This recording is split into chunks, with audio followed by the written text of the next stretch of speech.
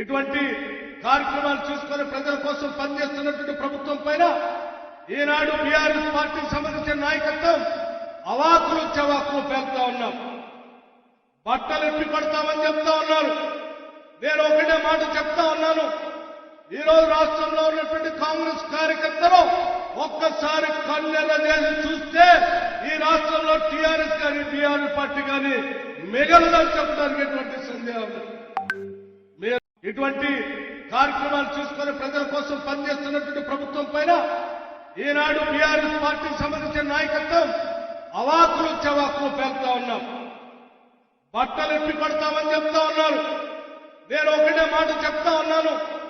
ఈ రోజు రాష్ట్రంలో ఉన్నటువంటి కాంగ్రెస్ కార్యకర్తలు ఒక్కసారి కళ్ళెర్ర చేసి చూస్తే ఈ రాష్ట్రంలో టీఆర్ఎస్ కానీ బీఆర్ఎస్ పార్టీ కానీ మిగలదని చెప్పడానికి ఎటువంటి సందేహం లేదు.